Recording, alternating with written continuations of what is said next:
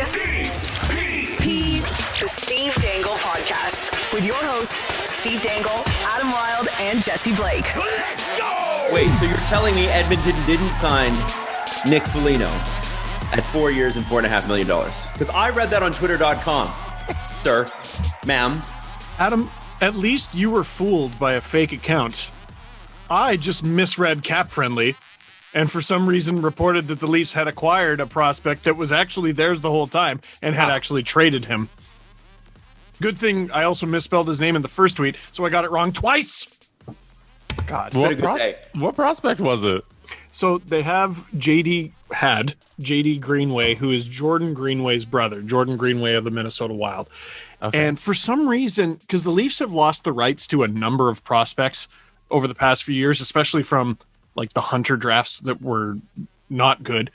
And for some reason, I thought they used to have JD Greenway and then reacquired him from the Bruins, but it was actually the other way around. The Leafs had him the whole time and traded his rights to the Boston Bruins. Stupid! Mm-hmm. And what did they trade him for? Future considerations. Nothing. No, it's this one's probably not nothing. It's probably because it's a divisional rival. Why would you help out the Bruins? It's probably some sort of conditional pick based on him actually signing a contract, because he's not under contract and he has until August something to sign it. Oh, wow. And you thought they acquired the rights because I'm a stupid guy. And Adam thought Foligno signed with because it was a fake David Pagnotta account. Like it said the fourth parod instead of period. And listen, okay, it's hard. Okay, this is hard. The people who do that they're just looking for trouble. Like, I think they've also gotten very good at it. Yeah, they have. Like, it's amazing. Mr. Booth got me, I'm pretty sure, a few months ago, and I was like, no, I put such an effort. It's so tricky when they'll do like, instead of the L, it'll be a capital I. So then even when you read it, you can't even tell because the text looks the exact same. You kind of missed the check mark, but yeah, look for the check mark, kids. Look always. That's the thing, though. The check mark doesn't always come up, right? Yeah. It's like if it's a retweet, you don't know it's a check mark or not. And I'm surprised Twitter hasn't changed that because it's a really easy way to spread vaccine misinformation and things like that. So it's just funny that they, that blue check mark's supposed to stand for this is at least the guy that he says he is. And was I wrong? No, it's Twitter's fault. Okay, Steve. Steve was right. What? I was wrong too. We're choosing violence. Okay. Oh yeah. All right. Well, fine then. Fine. I love you, buddy. There's a lot. I love you too. There's a lot to talk about today. Isn't there? I do want to, there's a couple things I want to get to before we get to something big. So obviously we've talked about the Leaf trade. Jesse, there's a schedule update that you would like to provide because this is important. If you love this show, we usually have a bit of a summer break. And by a bit, I mean this year it's going to be lightning quick. So what are we looking at, Jesse? Yeah, usually we're off for like all of July and August, but this year we're like one episode a week. We do one episode a week. Yeah. So this year our summer break kicks off at the end of this week. So this week will be our last 3-episode week. After Friday, you won't hear us again until Wednesday. So we'll be back on August 1st, and then we'll have another show on August 8th. And then we are off for 2 weeks in the middle of August, the weeks of the 13th and the 20th. And then we come back after those 2 weeks off to 2 days a week. So we only have 2 weeks of one day a week, and then we have 2 weeks off, and then we're back to 2 days a week. And then when the season kicks off, we'll be back to 3 days a week. Which is the week of the 14th of October, I believe? The week of the 11th. Yeah, I think the season kicks off on October 13th or 12th. There it is. Yeah. There it is. Very exciting. Also, I don't want to say anything too early. Okay, I don't want to throw anything out there. But I did want to say that maybe you want to keep the first Saturday open. Just put it that way. Maybe. For Saturday maybe you want to do that. The season? The 16th. Maybe you want to keep that open. Okay? Just listen. Listen to your boy. Why? Now, a little moment of silence for Nicholas Hjalmarsson. Steve was the first person to text this to me. One of the best defensemen of the last 10 years is officially retiring, and I am a little sad because I was really hoping the Leafs would be able to pick up this guy on like some sort of depth deal. But I guess he just doesn't want to do it anymore. And he will issue no statement and there will be no press conference. because he's so low key. He's like, I'm just going to bounce. He's leaving the party and not telling anyone. And I miss him. I miss him already. And when Calvin DeHaan gets traded not to the Leafs, I'll text you again. I'll be like, Adam, you missed another one. It's true. But there are actually more serious and pressing things to get to. So undoubtedly the biggest story from the draft, unfortunately, isn't about the draft itself. I couldn't believe it. The most important and shocking story from the draft isn't even about the player that was drafted, because that story already happened. This story is about... We knew about that. We knew about that. The story is about Marc Bergevin. Marc Bergevin made himself and the Montreal Canadiens, by proxy, the story of the NHL draft by drafting Logan Mailloux at number 31. Now, if you remember this story, he was in Sweden playing hockey. He's a very skilled hockey player. He photographed an intimate moment and shared it with his friends, and it got around and was somehow, I believe, leaked on the internet. Now, the first many of us saw of this was his apology, which he at the time claimed, well, this was honestly, I did this because it was an ego play. I wanted to, and I'm paraphrasing here, but he said, I wanted to share it with my friends, and it was wrong, and I'm truly sorry. But there are many, many depths to this. The most important part for the Bergevin camp is, I don't want to be drafted this year. And unlike other leagues, you can't renounce your eligibility for the draft in the NHL, which I didn't know. People can just take you, and you don't have to apply and be eligible, which is pretty interesting and pretty wild. And I think the NHL needs to consider changing that rule to avoid absolute bombs like this one. That's what Elliot Friedman was talking about. For context, the NBA, you have up until 10 days to withdraw your rights from the NBA draft if you're eligible. In baseball, you have until like the day or the moment you're drafted to be like, hey, I don't want to be drafted. So and the other sports football do it. Too, right? Football. The football you have to declare as well, because you also have university eligibility after 3 years. Like you got to declare yourself for the draft. Yeah. Right. Do you want me to read a statement? Please, yeah. Do you have his Okay. Yeah. So being drafted, he sent this July 20th in the morning. Yes, and this came because Katie Strang's article came out, and this came out on the same day as a response. Right. Being drafted into the NHL is an honor and a privilege that no one takes lightly. The NHL draft should be one of the most exciting landmark moments in a player's career, and given the circumstances, I don't feel I have demonstrated strong enough maturity or character to earn that privilege in the 2021 draft. If I were to ever have the honor of being selected, I would want a fan base to be proud to welcome me to their organization. I know it will take time for society to build back the trust I have lost. And that is why I think it is best that I renounce myself from the 2021 NHL draft and ask that no one select me this upcoming week. I feel that this would allow me the opportunity to demonstrate an adequate level of maturity and character next season with the London Knights in the OHL, and provide all the NHL teams the opportunity to reassess my character toward the 2022 NHL draft. Logan Mailloux. Now, let me backtrack on that, because there is a Corey Pronman and Katie Strang. Their reporting has been spectacular on this and the Blackhawks and many other things, the Coyotes. But Mailloux also tried to paint the victim as vindictive to both police and NHL teams. And let me read a clip from The Athletic, because obviously that apology, you think, okay, well, boy, you better put in some work. And you better start, like literally, I don't even know where to begin with that. But there's somebody at least saying I did it, and here's why I did it, which is more than what we get from most people. I'm not giving him any credit, but it's literally the base. We don't usually get zero. Like that brings, we don't get that normally. It's more like, oh, well, I'm sorry. This is okay. I did it, and here's why I did it. That's the type of apology bare minimum should be expected. There's a lot of the reaction is like, so what? He can just never do anything ever again. You know what I mean? And with renouncing himself from the draft, there was a path forward, right?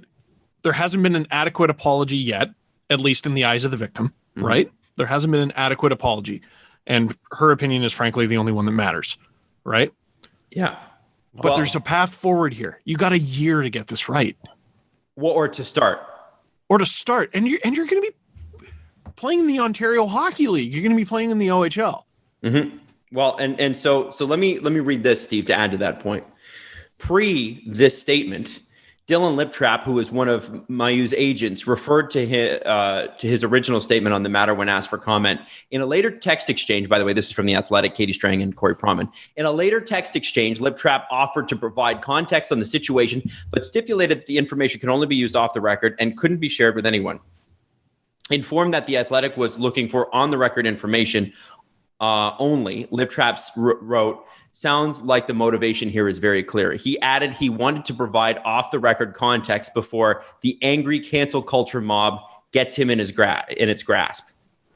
In a Daily Face-Off report, Mailloux was quoted as telling Swedish police investigators that he believed the woman wanted to, quote, ruin his life.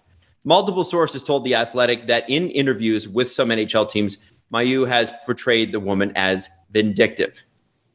So there's that.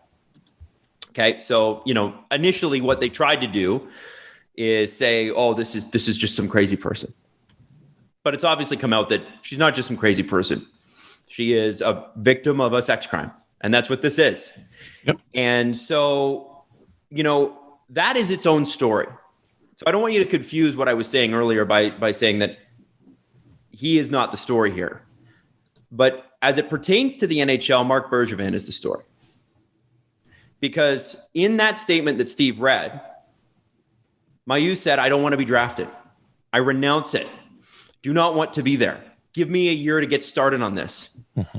And with pick 31 in the 2021 NHL draft, the Montreal Canadiens selected him. Now, this is one of those situations where, as a fan, I don't know. We talked about the fake Twitter accounts. I was on a road trip, and I thought that somebody was faking this, and I thought it was a shitty joke. I actually thought it was like a shitty joke, and then beyond that, the rapidity and speed at which the Montreal Canadiens issued a statement, minutes later. Mm-hmm. So they knew that this was going to happen. I think they knew the whole time. Well, and so Trevor Timmons, who is a part of the Montreal scouting staff, gave an interview afterwards and was asked by a reporter, and Jesse, I'm not sure if you have which one, and then we'll get into the discussion on this. I just want to set up the story here. I do.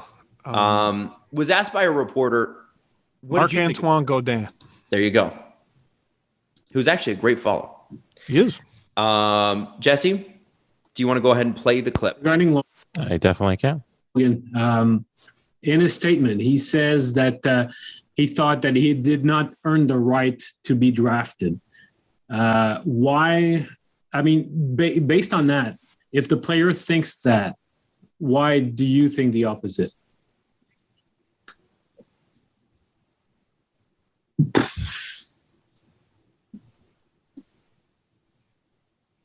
Your app hasn't crashed. He just hasn't spoken yet.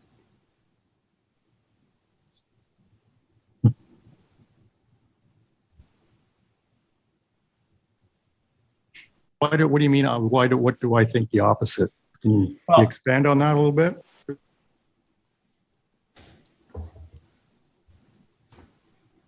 So that was, sorry. I didn't realize that it actually ended. I was used to the long pause from the previous thing. So how long is that pause? It's 15 seconds? Oh, no. It's much longer than that. I keep seeing 21. Long enough. Yeah. Long enough. I don't know if the amount of seconds matters. Long enough. And that's at the end of the second day. And he didn't have an answer. The guy didn't have an answer. He'd have time to prepare between rounds 2 and 7 to answer that question. Right. Jesse, do you have what he eventually answered? No. I will send it to you. I'll send it to you right away because Now, I think that's important. I think it's important here, too, that we read the Montreal Canadiens statement in its fullest. So after this pick's announced, here's what Montreal puts out online. By drafting prospect Logan Mailloux with the 31st overall pick, the Montreal Canadiens organization not only selected a promising hockey player, notice that that's the lead, but also a young man who recently admitted to making a serious mistake. Canadians are aware of the situation and by no means minimize the severity of Logan's action. Logan understands the impact of his actions. How could he yet? Is my question. His recent public statement is a genuine acknowledgement of poor behavior and the first step on his personal journey.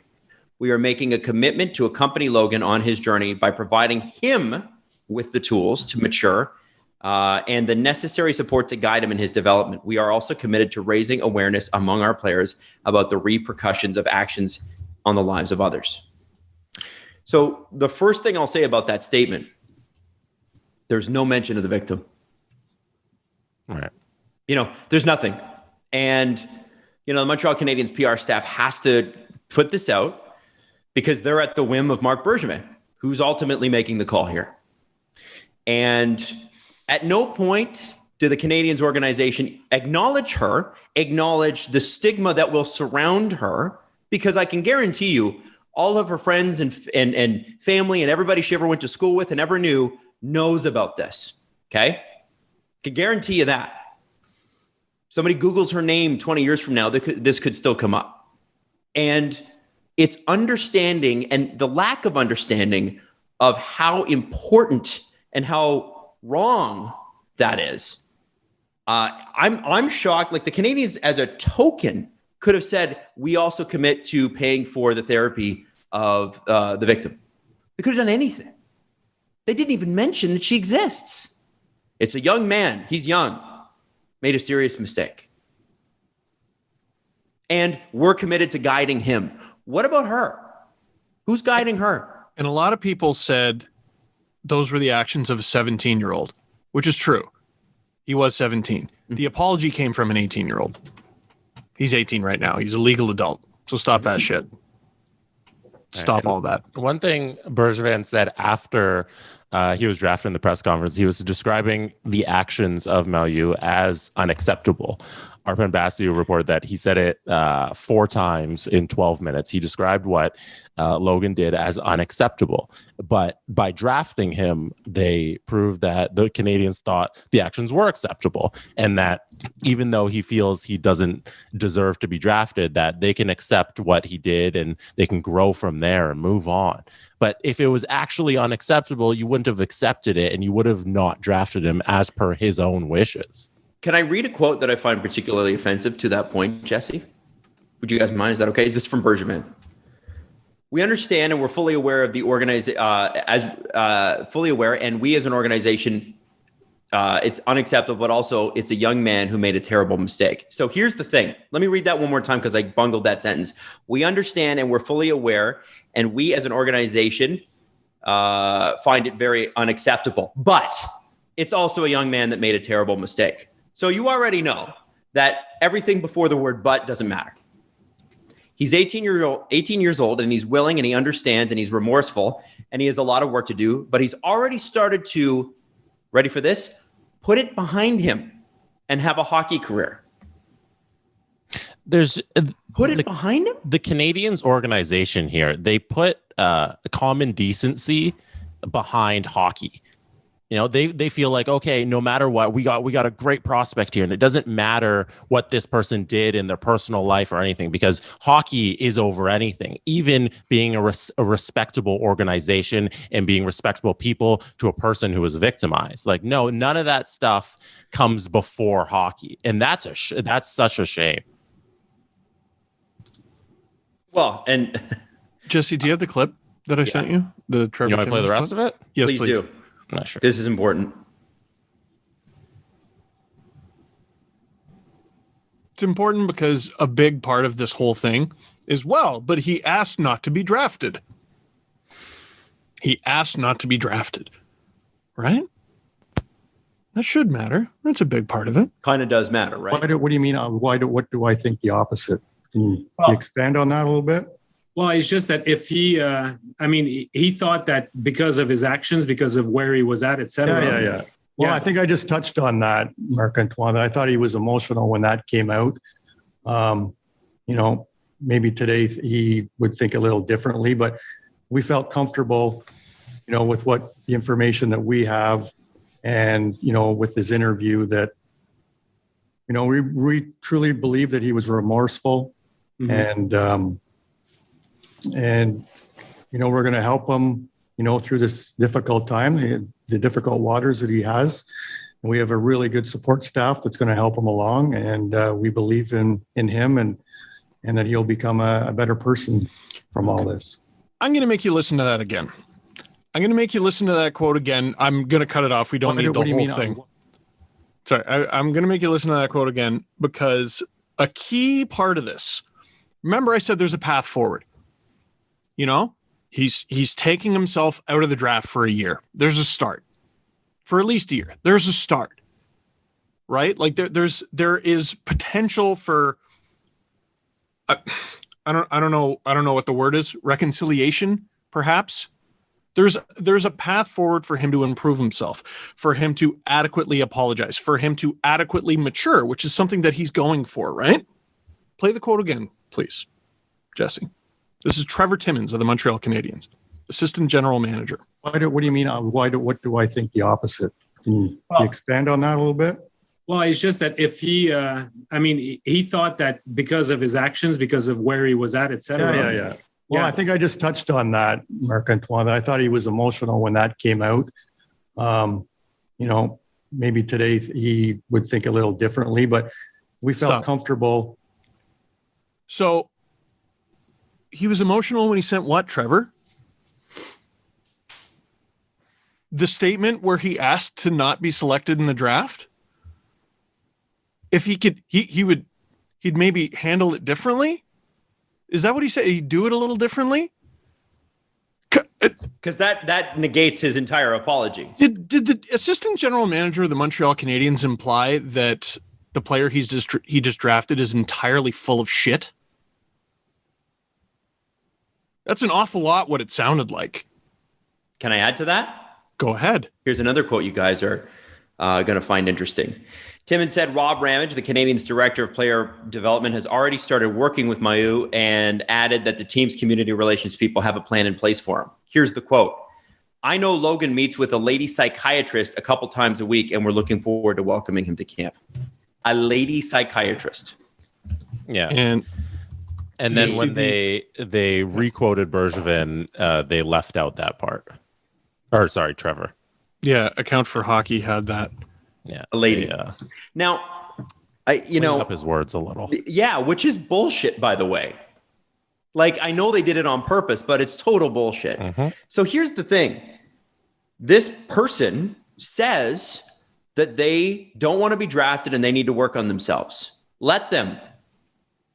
But the Montreal Canadiens couldn't. And you know why? Greed. They don't give a shit. They don't care. It's greed. That's exactly it. If I hit Steve with my car and Steve has to go to the hospital and I get charged with reckless driving and I say to the cops, guys, I didn't mean it. Mm-hmm. They don't drop the fucking charges. Or if I say, guys, I'm so sorry, they don't drop the charges. There are consequences to your actions. And the Montreal Canadiens did not allow for this player and this person, more importantly, to start to make amends for it. And instead, they rewarded him with being the 31st overall pick, which I believe is a first-round pick. Is he not? It is. Yep. It is now. Didn't used to be. Is now. No, so he was drafted on Friday. It's the first round.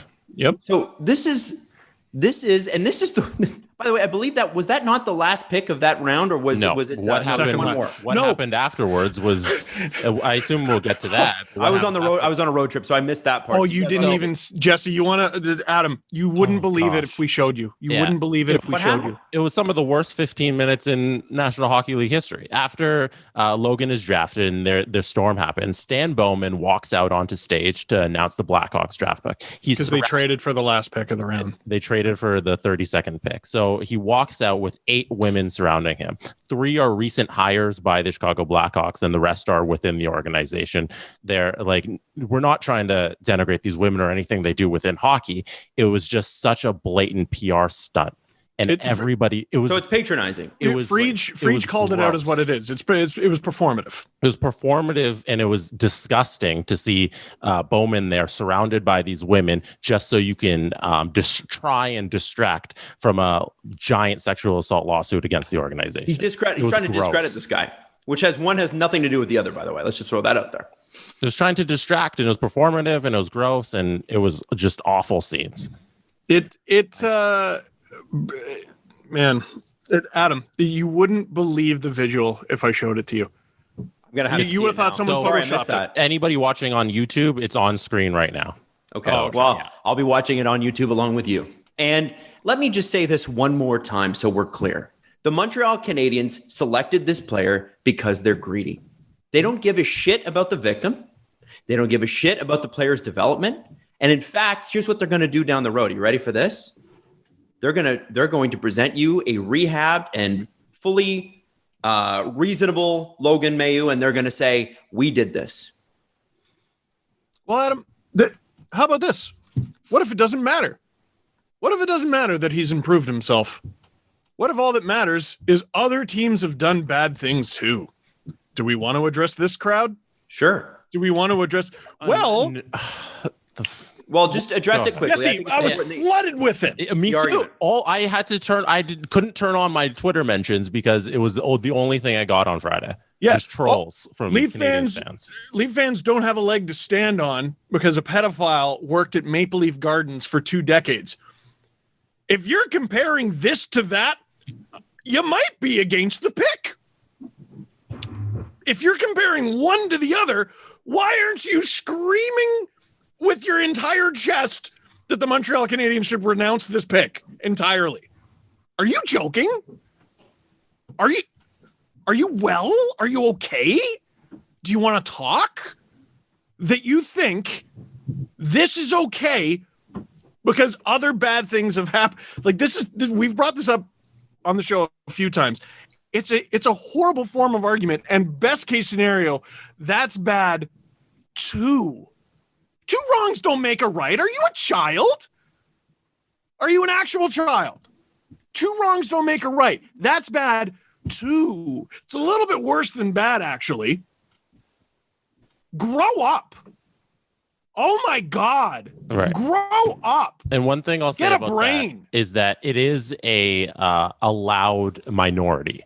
Those people, sure, because the trolling community it's a select few of people who made a huge bunch of noise defending the Canadiens in this pick. The 98% of people understood what was happening, and then 2% of people chose to take what happened on Friday night and to go on the internet and troll everybody, right? And take this and ignore and block them, ignore them, mute them. And it's like first name, last name, bunch of numbers. Exactly. Like they're not a real fucking Twitter account. Because when you block them, they hang you on the wall. Like and they've got a Canadian flag, and we're proud. Fuck off. It's funny how a lot of them were also anti-vaxxers and freedom police. Shocking. It was crazy. I don't know. It's crazy how they always find each other. I think at the end of the day, they're, people say, well, is there nothing this kid can do to turn it around? Oh, I'm sure there's things that he can do. No, just don't draft him 3 days after he asked not to be drafted. Thank you. How about we let him put in the work first for maybe a year? How about you know what I'd like to do? Bare fucking minimum is this kid should be talking to every CHL team every year about this, about why you cannot do this, about how he has to live with this every day. And more importantly, that the woman involved in this case has to live with this every day. Because you know what? Oh, boo-hoo, you got to live with it? Imagine you're her. This is an intimate moment, a private moment between 2 people. And she did not consent to this. And she does not deserve this. And what I hate about this is she continues to be forgotten. The Canadiens, Bergevin, Timmins, Ramage, all the PR staff of the Montreal Canadiens, and a lot of these dickheads online that you're talking about, we need to stop talking about him. It's time for him to go away and do some work. And it's time for the hockey community to wake up and stop letting letting this girl should help her. She wanted an apology. That's all she asked for in the first place. And they're like, oh, cancel culture is going to try to ruin this kid's life. She just wanted a fucking apology. That's all she asked for. Adam, you asked to forget about this kid. No, he gets to go play for the number one junior hockey team in the entire world. He gets to go play for the London Knights next year. That's what gets London Knights. And the Montreal Canadiens decided to make what happened to this woman an international story in a foreign country. You know, and now she's international news because they chose to draft her. And let me ask this too. The London Knights had better step up to the plate. I'm not expecting much, but they better. What for? No, they already released their statement saying they're going to work with him. Yeah. And then they left it. Also, the London Knights have been led to believe that they're infallible. And Mark Hunter was quoted in Katie Strang and Corey Proman's article saying, as she reported from scouts, saying that Mark Hunter has been speaking highly of Logan to scouts in the NHL. Improve. He's been backing his character. Improve? What for? What for? I got all these people in my corner. And I tell you what, as long as we're bringing up names, here's one we haven't brought up yet. Gary Bettman. This isn't the name, by the way. Gary Bettman. What do we always call him? Like, especially around lockout talk, what do we call him? A lawyer? A lawyer. But we've used a word, dartboard. Yes. And that's his job as the commissioner. When the owners are angry or when they want something, and when people need to be angry at the owners say, oh, well, we don't want that. Let's wheel out the dartboard. He's their proxy. Mm-hmm. So they bring out Gary. Jeff Molson. Mm-hmm. Everyone in that organization is a big dartboard right now. All the controversies everyone's been bringing up, they hired Sean Burke, this and that and that. I'm sure you've seen lots of controversies with the Montreal Canadiens over the years. Jeff Molson's been there the whole time. I don't understand the Sean Burke one. Oh, boy. I don't know what happened. Let me Google it. Sorry, I thought you did. That's why I said it. I'll go to his Wikipedia page. No, wasn't there a tweet or something? Was that what you? Is that what you're I think he did have some shitty tweets. Yeah, I think November. A decision like this needs to come from the top down, and Jeff Molson is 100% to blame here. Everyone in the organization who knew about this pick and approved it deserves some blame here. So whether Bergevin called Molson first or not, Molson could. I mean, listen, there's plausible deniability here. He could say, well, I didn't know Bergevin was going to do that. So in the event that he didn't, though, Bergevin is still his hire. Yeah. So if he doesn't like it, renounce the pick. Yep. It's amazing to read these things listed one after the other. In September 2016, Burke joined the Montreal Canadiens as a professional scout. On July 25th, 2017, he was announced as the general manager of Canada's men's team for the 2018 Winter Olympics in Pyeongchang. That I didn't know. In March 2021, Burke was appointed as the director of goaltending for the Montreal Canadiens. It very aggressively switches to personal life. And I will skip to the paragraph. On November 2nd, 1997, Burke and his then wife, Leslie, were both arrested for assault following an alleged altercation at their home. Despite the incident, the Carolina Hurricanes chose not to suspend Burke. In January 1998, Burke was fined $2,000, sentenced to 18 months probation, and required to complete an educational program on domestic violence after pleading guilty to the assault charge. And there is a link on the Wikipedia to the story from the Washington Post. That's in 1998. And also something from the Los Angeles Times, January 1998. Okay. So be that as it may. And I mean, really, I think in that case, you just hope beyond hope that, I don't see how the Montreal Canadiens could have asked much in terms of receipts for that, but we'll talk about that. Again, I credit Ashley Docking with telling me that years ago when we did some sports radio shows together. She's, I said when we're talking about these incidents with professional players and assault and whatever else you get into trouble for, what do you need to see for somebody to come back and be able to play? She said receipts. She said, I need to know that they went out and got help. I need to know that they're giving back.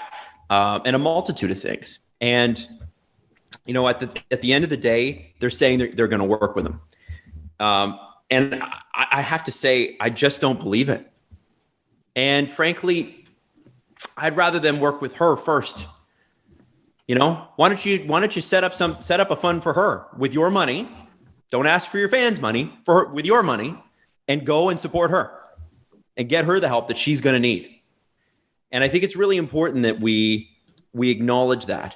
It's a really, really unbelievable situation that we're in right now. And we'll get to the Stan Bowman stuff in a second, but let us not forget the head of player personnel, when the much talked about Chicago Blackhawks incident involving Bruce Aldridge and John Doe, NHL player, the player development head was Marc Bergevin. This is the guy that said this player wants to put it behind him. I'm sure he would. You know, listen, this player needs to own this and make sure that nobody else does this. Your job now is to get out there and to tell young players you cannot do this, because this is what it did to this is what I did to somebody else, and it's horrible. And I live with that guilt every day, and she's got to live with the stigmas that come with that. And if we don't acknowledge, if we don't go out and we do these things, I just, man, it's just so unbelievable. The NHL as a organization cannot say everyone can play. And, you know, when we have a zero tolerance policy and then draft this fucking guy. Like, really? And this is it happened before the NHL. Okay, well, great. Well, Adam, you know, gosh, I don't know why we're giving the Montreal Canadiens such a hard time, because if they didn't pick him, someone else would have. Good. Let someone else pick him. Yes, exactly. If someone else was going to pick him, let them do the wrong thing. Can we all acknowledge it was the wrong thing to do? Mm-hmm. It was the wrong thing to do. And now this kid is surrounded by an unbelievable amount of people who aren't going to do shit for him. All right. They're going to teach him how to stick handle better. Yep. Yeah. And it's pure greed on the Montreal Canadiens part. Yeah. Boy, I mean, especially if you're I don't know. I just don't know. And I can't imagine that Marc Bergevin is going to be a GM in this league much longer. I know that they're going to try everything they can not to release the findings of what happened in Chicago. But I bet you those things come out, there's going to be more than Marc that may be in trouble. Allegedly. I hope nobody involved in that case gets to work in hockey. It's disgusting. It's just crazy. Yeah. And you could see now a little bit, and I might be extrapolating here, but you can see how that might have happened, right? Can't you? The flippancy and the dismissal of this. And you know what? I will drag Gary Bettman into this. Like the pure visual, the Logan pick at 31 and what the Blackhawks did at 32. Was no one made aware? Was no one like, Jesus Christ, that's your idea? All right. No. Stan, you shouldn't even be going up there right now. Have someone else announce the pick.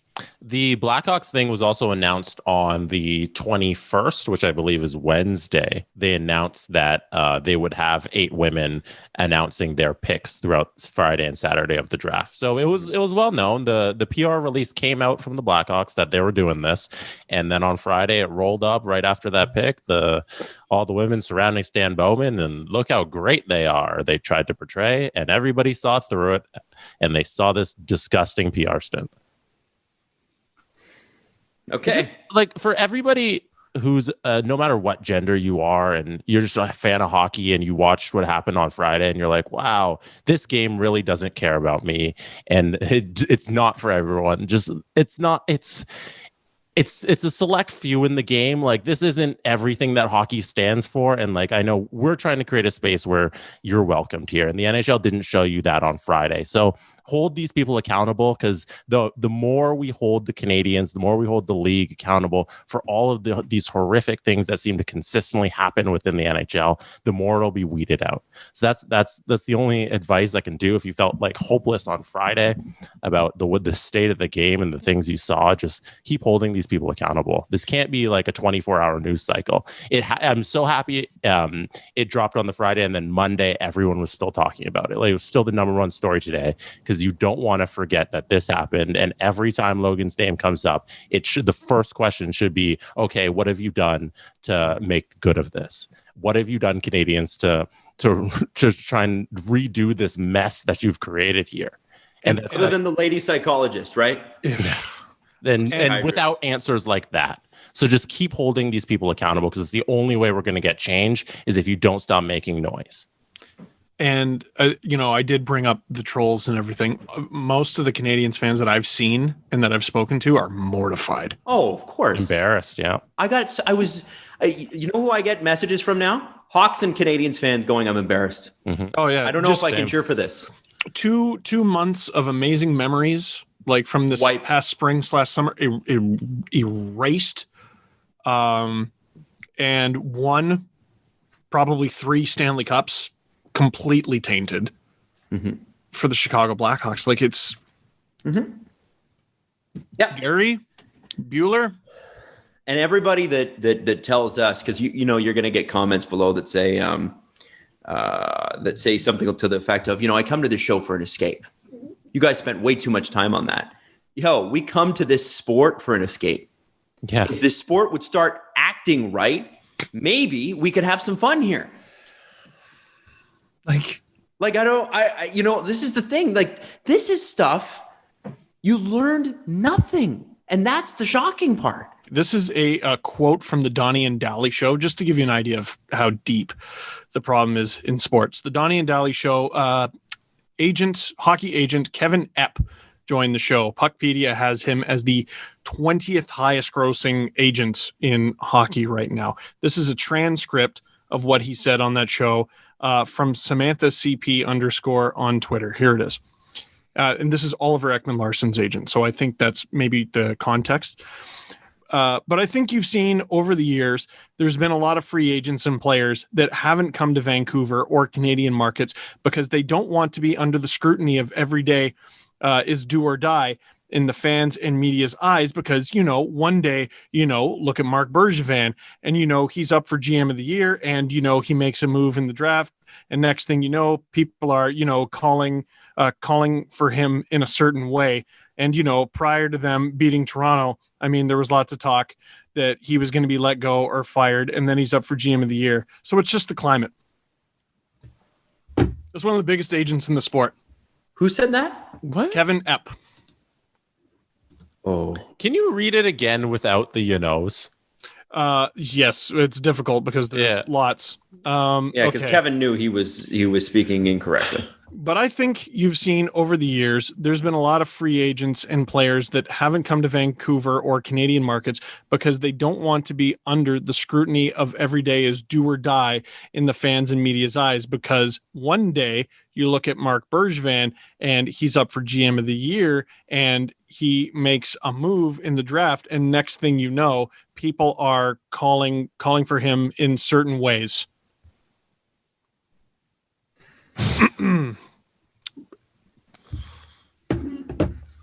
He missed the point on a way in by a measure that I don't know if science has. That's one of the biggest. Chalk that up to I don't get it. He doesn't get it. He doesn't get it. Oh, well, and it's because of Canada. The Bergevin one day is up for GM of the year, and the next day after the draft, we're mad at him. It's the fans' fault. Don't ever forget that. It's unbelievable, Kevin. That's horrible. And I'm just going to take a guess that there are a lot of people in hockey who think like that right now. 100%. And just don't get it. And I actually listened to the clip. I'm not misquoting him. She's not misquoting him. Wowzers. Is that some kind of bad? So we'll leave it there for now. But remember this, it's pure greed. pure and simple. That's it. That's all. And I don't know who's going to hold these guys accountable except for you. All right. So I don't know. I don't even know how to properly organize that, but I think you need to understand and keep going. And I think every time the Chicago Blackhawks post on Twitter, and I think Steve did this too, when the Seth Jones trade happened and there was those eyeballs that they tweeted out, people were like, oh, are you going to make the findings of the investigation public? Yeah. That's what it should be about. Do not let them change the conversation until they do it. If somehow the Montreal Canadiens or Chicago Blackhawks social team sees this, I can only assume your job is a nightmare right now. Yeah. It's nothing against you. But it's amazing to me that they're probably dealing with more anguish on a day-to-day basis than either general manager. Right. Yeah, but their company put them in that position, and the company should be embarrassed by what they did to their people. I think too, you got to understand these social media people who run these accounts are often low-paid, overworked people, and they are abused regularly online. And so I think it's important too to remember that the Wirtz family and Stan Bowman don't see your tweets, but keep them coming anyway. Because the social media people, don't demonize the people writing the tweets because they have to do what they have to do. But remember them, but go back at them and say, make those things public, because when they do their reports at the end of the month about the most reactions that they're going to get and who liked this and who liked that, they're going to have to include that in those reports. And then Stan and the Wirtz family and all of those people see it. And it's not pretty. It's not going to be pretty. I'm shocked that Jeff Molson hasn't made a statement yet. We'll see if that happens. Yeah. Doubt it. And just for context, 1 week ago, we were all sitting here talking about Luke Prokop, who came out as the first gay active NHL or professional hockey player. And now NHL drafted player. NHL drafted player, yeah. And now we're sitting here talking about this because the NHL can't get out of the way of itself. Yeah, I don't remember where I read it, but it's one step forward and two steps back. And that's the National Hockey League. I do want to say I heard that I'm not sure how true this story is. I think when I understand it was confirmed that Elton John called Luke Prokop. Oh, that's awesome. I did actually see that online. Which is pretty cool. I like that. That was really nice. And apparently he's known for doing that. Yeah. There's been so much over the past week. You can't process it all. It's impossible. Now, I do want to say that I'm really upset that you guys didn't have to do an alternate stream of rounds 2 through 7. The NHL draft is the worst product the NHL produces. It's no, so they could make so much money. People forget it's not usually like this. It's usually day 2, 3 hours. They go boom, boom, boom, boom, boom, boom, boom, boom, boom. It's way easier to do in person. When I was there in 2014, that was the only one that I stayed there for the whole thing. I was just like, oh, it's done? It usually goes so much faster than that. But last year, they held it digitally, and it was probably thrown together really quick.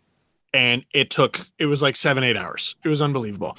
And they had a year to shave that down. And it was still 7 hours. And I tweeted this. You had enough time. Here's 2 options. You can watch the 2021 NHL draft day 2, or you can watch all 3 of the original Star Wars movies with time for bathroom and snack breaks. Are you serious? The only justification there is, it is a lot about the players, and it should be a special day for them and a special moment and everything. And you're trying to include everybody. I get it. 7 hours? It can't happen again. It just can't. Do whatever you got to do. It can't happen again. We found a way to get it down to 5. That's better than 7. Can't happen again. Round 1 on Friday ended at quarter after midnight. For 30 picks, there's no excuse. I get making it about the players. Tell the story. Tell it quickly. And don't forget who it's really about. I know that draft day is it's a very special day for the players and their families. But the reality is it's always about the fans. Yeah, well, and that's what everybody needs to understand on this, is that the NHL needs to gear their shit towards the fans. It's what I had a problem with the Seattle thing. I mean, I think if you were there in person, that Seattle broadcast, who cares what the broadcast looks like? That would have been fun. Of course. But the broadcast looked like shit. And that's just the end of it. It just looked like shit. It wasn't good. And you've got the money and the ability to make it good, and you didn't. You just chose not to. Awkward banter between the hosts. Like, come on. And this idea, well, we got to make it great for the players. No, actually, when you're broadcasting something, you make it special for the players, and you can make it special for the people watching at home. And by the way, the select few people who will stomach watching the NHL draft because it's been so fucking boring. And don't tell me you can't do both, because I watch the NBA draft every year. I don't know who any of these fucking players are. I don't have time to watch the NCAA, but I'm like, you know what? I'm really excited that he went 5th overall. He seems like he really deserved it because they tell a great story. And that is what I'm talking about. The NHL just cannot do this. Start hiring storytellers. Stop this nonsense of just cheaping out on every broadcast. You could be making a fucking fortune and connecting with the youth audience that you so badly want. I know that you hired one guy from TikTok, but he's not going to change that much. Who also has a troubled past. You know what I mean? Oh, it just makes you fucking crazy. Adam, they better hire J.R.R. Tolkien if it's going to be 7 hours. Like, I don't know if there's a storyteller. I don't know if there's a broadcaster on earth that can make 7 hours of rounds 2 through 7 of the NHL draft compelling. 7. As an aside, did J.R.R. Tolkien have editors, or did editors exist back then? I'm just wondering, because those books shit on Lord of the Rings. Fuck yeah, listen, stories. Those books are way too long. Why do we need to devote 120 pages to the Shire right at the beginning? This thing is one of the greatest piece of written works in history. I'm Adam, and I hate it. And then he smoked his pipe, and then he sat back, and then he invited someone over, and oh man, 10 years passed, and then he smoked his pipe again. What was going on? Next episode, Adam says he doesn't like Shakespeare. He was overrated. I love Shakespeare, but there's some tweaks they could have. No, Jesse, Adam's got a point. Like, imagine the success J.R.R. Tolkien could have been. Dude, if he only had an editor. I love Lord of the Rings. Hopefully he made something of his career. I love Lord of the Rings, but you can't tell me that he gets to a point quicker. No, Adam, you needed to be there to coach him along the way. Jesus. You know what? No, I like Adam. He saw something good and he's like, I'm going to make it better. Anybody who's read Lord of the Rings cannot tell me that they could have shaved 150 pages out of that. There's no detail in the first 120 pages that's like, you know what? I'm really glad they devoted the 120 pages at the end of the book, because I wouldn't have known what type of weed he smoked in his pipe. Yeah. Just stupid. Yeah. Have you guys read the books though? No, I think everything would have gone better. You didn't read the books, so you don't trust me. Everything would have gone better. Lord of the Rings would have turned out more succcessful. On Wikipedia, it says the 2 R's stand for redundant and really long. Imagine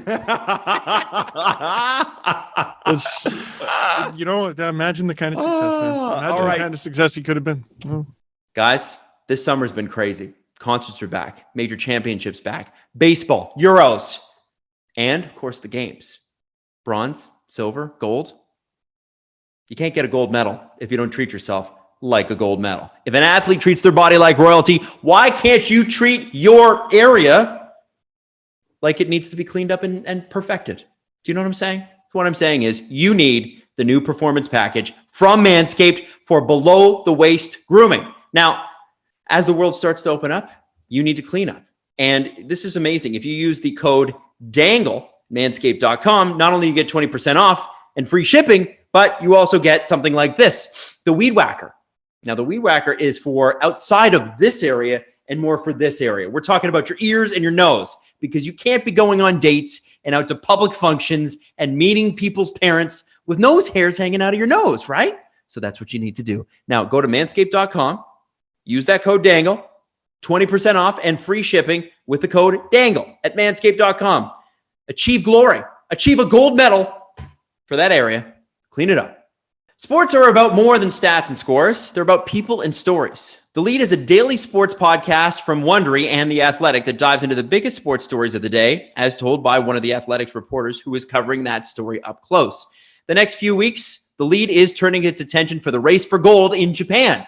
They'll be covering stories like the 17-year-old who broke a Usain Bolt record, and at the games, who is and isn't a woman, what life is like as a trans athlete. Every day, the lead goes beyond last night's scores to bring you the most interesting stories that take place at the intersection of sports and culture, all in about 15 minutes. It's one of the most important podcasts and one of the great storytelling podcasts that you can find, especially for sports. So check out The Lead where you get your podcasts or subscribe to theathletic.com. So the Vancouver Canucks finally get their man 3 years after trying to get their man for the first time. Oliver Ekman-Larsson is now a Vancouver Canuck. Apparently he's going to play with Quinn Hughes. Have we not done a show? No. Oh my God, this week's been a month. I know. Oh my God. This weekend was a month. Yeah, it's been 2 days. Now, so what's interesting about this is they traded a bunch of guys who are on expiring deals. They would have had a ton of free cap space next summer. Traded Beagle, Roussel, Louis Eriksson, all to Arizona. All the bad deals. They took back a bad deal in Oliver Ekman-Larsson, although they don't see it that way. And they got Connor Garland, who's very useful and a good player. Yep. Now, and then they also had to trade the 9th overall pick, which is plus 2 seconds. Can I read the full trade? Please do. Yes, Context. please. So the Coyotes got Antoine Roussel, Jay Beagle, Louis Eriksson, the first round pick of Vancouver of this year, which was the number 9 pick, Vancouver's second round pick next year, and Vancouver's 7th in 2023. And Vancouver got OEL, and the Coyotes retained 12% of his salary, which is $990,000. And then Connor Garland, also who needs a contract. That, by the way, is the Coyotes making lemonade out of a shit sandwich because they got the 9th pick after surrendering the 11th. Right. Because they cheated. Good for yes, Jesse, because they tweeted. They also have 5 second rounders next year, which is the silliest thing I've ever seen on capfriendly.com. And you know what? You could almost look at it like they didn't give up anything at all. Almost like the Leafs gave up nothing when they gave up Hollander. We are not getting into that. Now, no, you're right. But, the thing with the Oliver Ekman-Larsson trade is, and I know the Sedins are a big part of what Vancouver management is going to be right now. When I looked at the trade, I thought, okay, so that tidies some things up for them because they still need to sign Pettersson and Hughes. And I had a bunch of Canucks fans in my mentions mad at me because they're like, well, they got enough money. They got $15 million. And I'm thinking, how much do you think Hughes and Pettersson are going to make? 21 they have. They have 21 now. Yeah. They didn't before. Before the trades happened, they didn't have 21. They had 15, right? Yale McCarr just signed for $9 million a year. Yeah, so I think they're going to be up there. Even if it's a 3-year deal, they're still going to be pretty expensive. So, okay, fine. You get to re-sign those two guys, which is excellent. The problem here is that you've brought on a contract that's already bad and could be for a long, long time. And I want to acknowledge something. The Arizona Coyotes have not been good for a long time. Bro, they don't have players. Well, now they do. They might even play Louis Eriksson next year. That's not a player. That's not a player in the National Hockey League. Okay. Like, he's under a contract. It's not a player. Like, here, let's look at this. Let's look at this alleged team. Clayton Keller, Phil Kessel. Phil Kessel actually had a very underrated season last year. Mm-hmm. Louis Eriksson, Nick Schmaltz, Christian Dvorak, Antoine Roussel, Jay Beagle, Lawson Crouse, Johan Larsson, Christian Fischer, Derek Brassard is a UFA, Michael Bunting is a UFA, Dryden Hunt is a RFA, John Hayden is an RFA, Lane Peterson is an RFA. They have 3 signed defensemen. They have Jacob Chikrin, good. Shane Gostisbehere, and Ilya Lyubushkin. Everyone else listed on their cap friendly is a UFA. Demers, Goligoski, Osterley, Halmerson, just retired, Ness, and Gross. They should re-sign Gross so there's an apt description of their roster construction. And they're trying to get rid of Darcy Kemper, who is a good goalie. They just got rid of Aiden Hill. Antti Ranta is not signed to a contract. Who's going to be on the godforsaken Arizona Coyotes next year? Now, we look at the Canucks and we're like, well, they got a bunch of cap space and they're going to spend it. And we look at the Seattle Kraken and we're like, well, they have a ton of cap space and they're eventually going to spend it. Arizona? Yeah, I don't know. No, Arizona's not going to spend it. I think they're content on just kind of being shitty. And they're going to do their thing. Like, I know the Canucks are taking the most grief on this deal because of Oliver Ekman-Larsson, but they're going to ice a goddamn hockey team. The Arizona Coyotes aren't even trying. Steve, you got to turn off your TV or something. Oh, we're getting Windows installed. I didn't think you could hear it. Oh, yeah. It just sounds like someone's farting in the background. It's They are. We fed them like it wasn't chili. Just gave them a bunch of chili. Just a bunch of chili. It's at 37 degrees. I just ate a pile of chili. It's great. I want to say this. Sorry, it was just distracting a little from your point. Sorry, I didn't think you could hear it. He's on a tear, and all you hear is in the background. Listen, the Coyotes don't have anybody who they don't have anybody who plays for them. I want to know when they're going to start taking themselves seriously. So for God's sake, the Coyotes are not. But with Vancouver, man, I think this trade was made. The Sedins went out on radio today and were talking about what it was like to play against Oliver Ekman-Larsson. And, they don't need him to be the star, right? They don't need him to be the star in Vancouver is basically what they said. It doesn't all fall to him, which, in many years in Arizona, it did. And he was, in his prime, spectacular. But from everything we've seen, barring some crazy resurgence, because it's been about a 3 or 4 year decline, I mean, maybe the experience is good, but that contract is long and it's expensive. And you sometimes wonder if a buyout or, frankly, just playing through Bigou, Roussel, and Louis Eriksson, they all would have been done this year. You wonder if that might have been smart. And then on top of that, you've got Jake Virtanen's buyout, which is happening.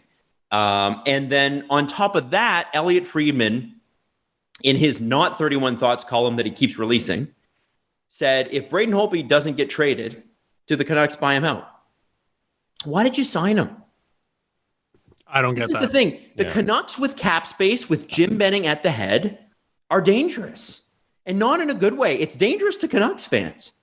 Now, it doesn't mean that OEL won't come in and be useful. Doesn't mean that they don't have a deeper team than Arizona does, because undoubtedly they do. It doesn't mean he won't be successful. But I understand why they did it. They traded for less cap, more years, so they'd spread it out. And what does Jim Benning care? He's not going to be there at the end of OEL's contract. We keep talking about how we're surprised he's still there. Like, I get it. How do the Canucks expect to get better? And I would ask the same about the Toronto Maple Leafs. So you don't have to throw that in my face. And don't worry, later in the show I will. Yeah, guys, we can't preface every conversation to stop talking about the Leafs. If we're not talking about the Leafs, stop talking about them. How do the Canucks expect to get better? Right?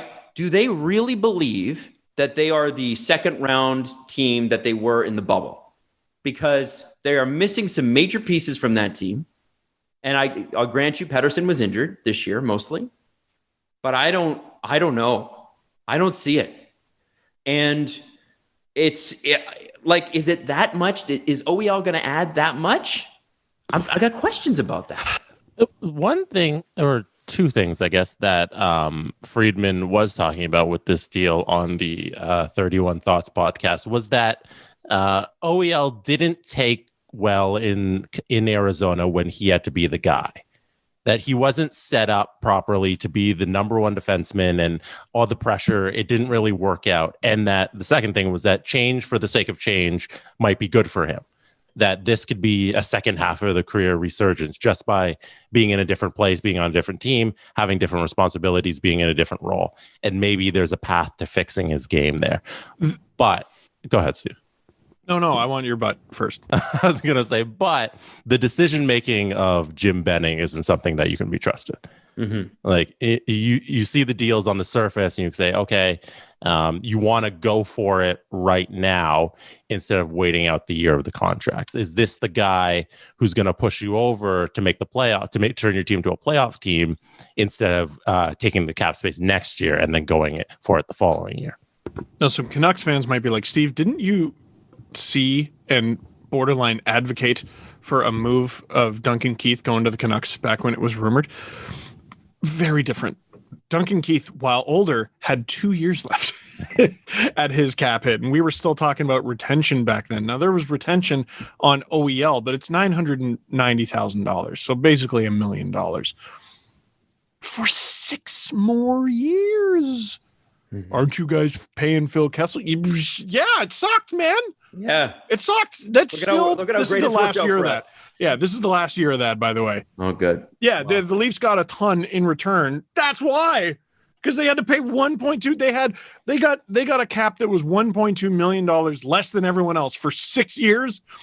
In retrospect, not so great. Yeah,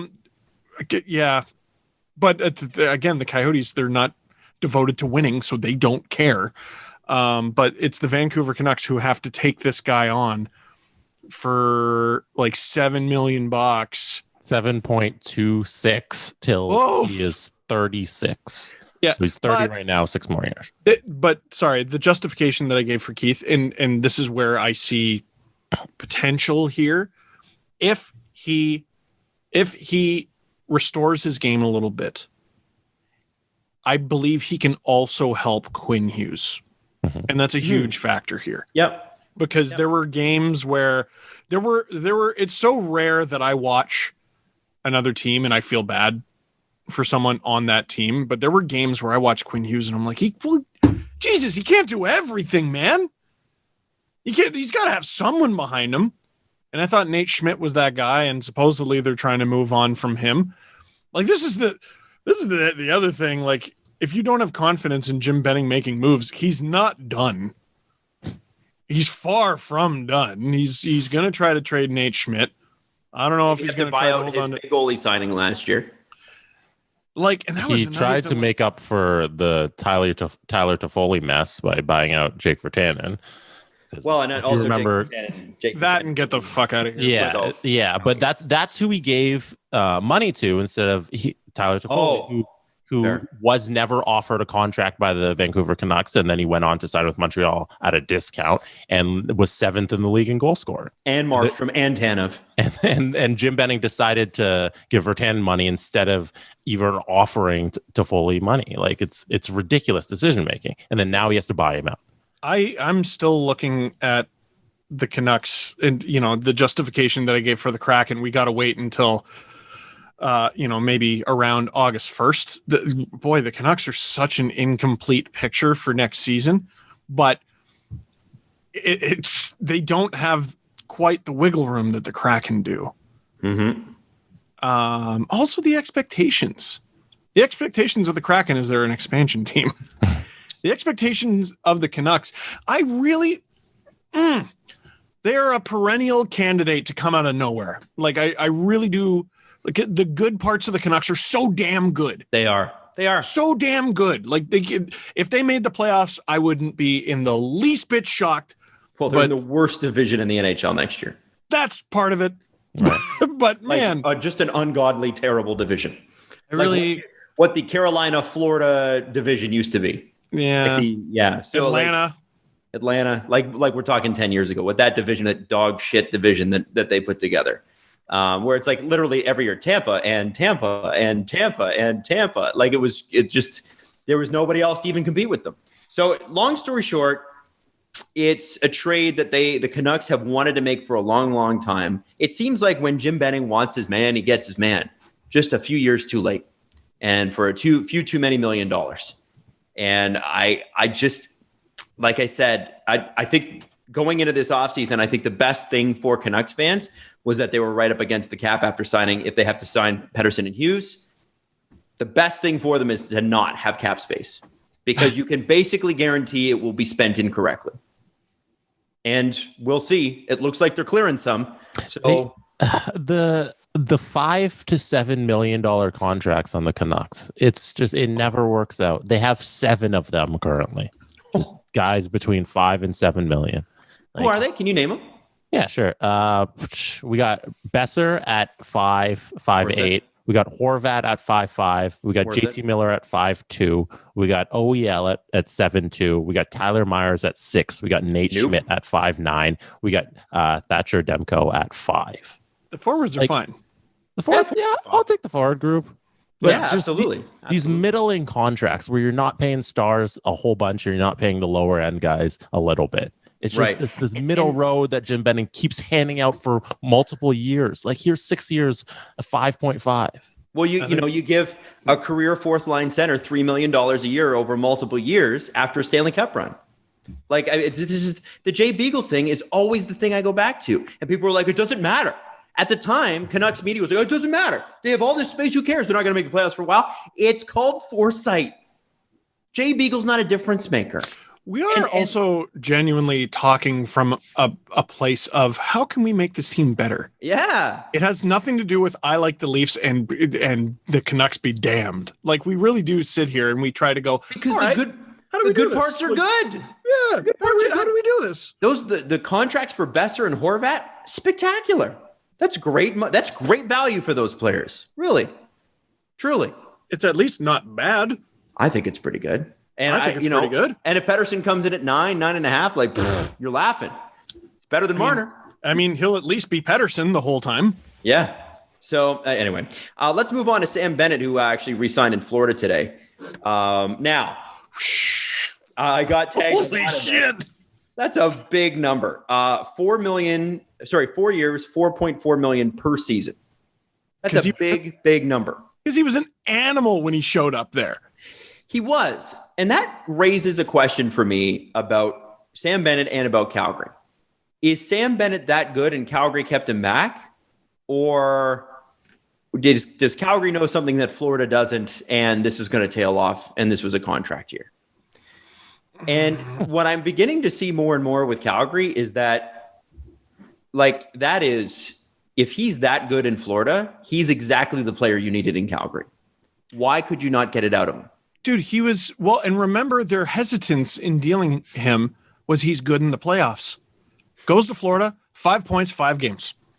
Yeah. He's as advertised. So if you can, the potential is there. Year in and year out, right? Mm-hmm. Year in and year out, he proves that he plays his best hockey in the playoffs.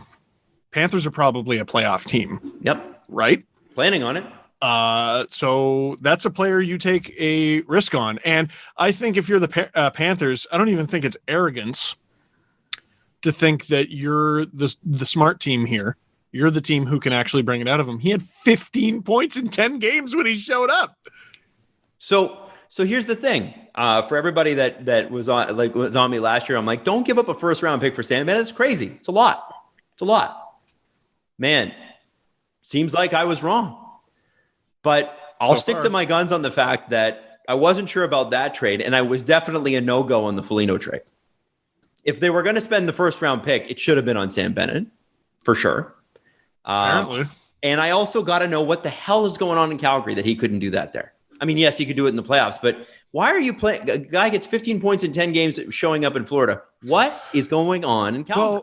Well, if the Matthew Tkachuk rumors are to be believed, that they were mad at him for always stirring stuff up, they don't like players who try. So I could see how that would have been an issue. I don't know what they're doing. And it's nothing against the Calgary Flames. I don't know what they're doing. Trading Matthew Tkachuk, I mean, that's a guy who should be a cornerstone. That should be an untradeable. I don't get it. Well, and especially because if you're going to re-sign Gaudreau, you're guaranteeing you're locking up a guy who does not perform in the playoffs. Well, let's not take Sam totally off the hook. I think he checked out. Sure, but why? At some point, why did he get to that point? Years of buildup. Right. Years of what? And that's the question I have. Mm-hmm. You know, what is going on in Calgary that's just you're not maximizing the value out of your players? Because if you're a general manager, your goal is to maximize the best out of every employee that you have. And so if a guy goes to another team and takes off, you go, you got to do a little bit of thinking about why didn't that work here?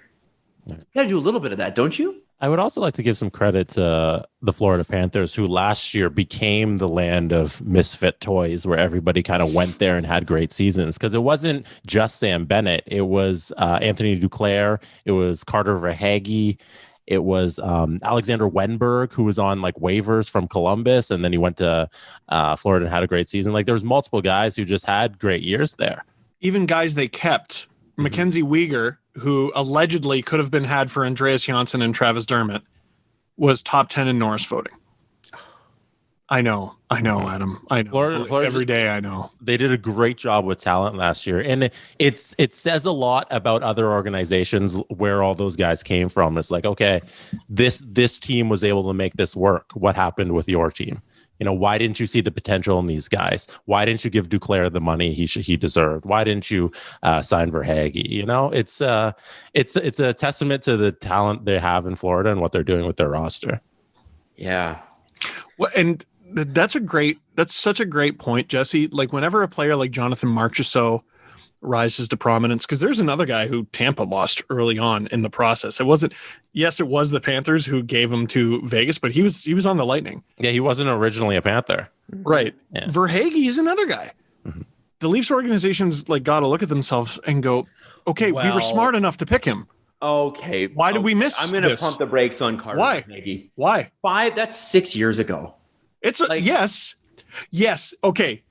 It's perhaps a tired topic for a podcast, but if you're an organization, you work for an organization. What do you do all day? You should be talking about that. It was a different GM. I'm sorry, but I can't pin that on them. It's a different GM. No, you're right. In a different place. That's right.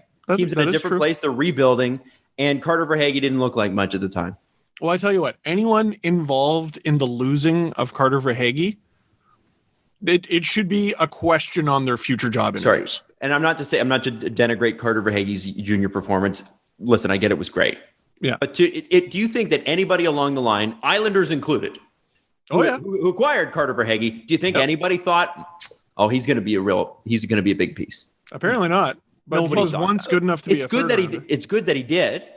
But I think on that particular case, that might be a little hard. I think Sam Bennett, a guy who was playing in the NHL, then you can have that conversation, especially when he takes off in the remaining 15 games after you trade. Fourth overall pick. I think you can hang some stuff on Verhaeghe with the Lightning because he was there the year before he was with Tampa, and he was before he was with Florida. And he scored 13 points in 52 games.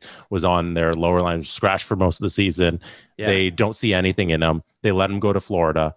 Ends up scoring 18 goals, has 18 assists. Yeah, right. Tampa's got to lose some guys, but losing them to Florida, it's kind of bad. Now let's Mark Stahl re-signed in Detroit. Seems like a veteran D. Got the guys like him. They like his leadership or whatever, and he's not going to play a huge role there. He's just going to be Mark Stahl, which is a good pick. Jack Eichel, according to his agents, the only conversations that they've had with Jack Eichel's agents, Kevin Adams, that is that the expectation is that he'll be traded in the near future, and all of our discussions have been centered around that issue. Came a dual response from Peter Fish. Vacation. I know it. Peter Fish and Peter Donatelli, who are Eichel's agents. Now, it looks like he's going to need surgery. They still can't agree on which one. Reinhart was moved to Florida, which was a good trade. If you get a first rounder for Rasmus Ristolainen, another good trade for the Buffalo Sabres. Although, again, you talk about roster construction. Who will play for the Sabres next year? Right? They are going out and they're getting draft picks. That's cool. But who's going to put on a sweater? Yeah, they've gotten good value. Yeah, maybe. I mean, they do need a goalie. They need a goalie. Dwayne, get on the pads. So there's that. It's going to be Jeff Skinner because you can't move that contract, so he'll be there. That's for sure. Jeez. Man, he signed that contract going, I'm going to play with Eichel for 9 years. And they're like, you're going to play with Eichel for 9 months. Yeah, Jeff Skinner, the first player to ever have a PMC, a please move clause. Oh, God. Please move me.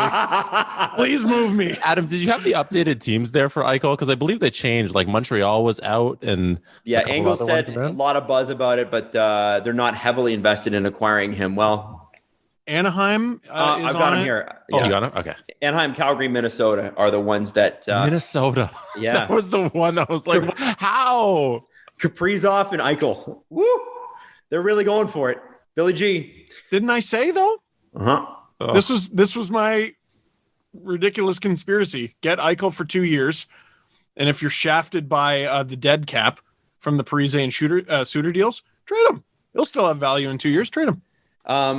Friedman goes on to talk about Toronto's made it clear finding Jack Campbell's partner is the number one priority. The Leafs probably need 2 left wingers, defenseman, like a right-handed gritty defenseman to play bottom six role. And obviously you got to find a partner for Jack Eichel. Be interesting to see who that is.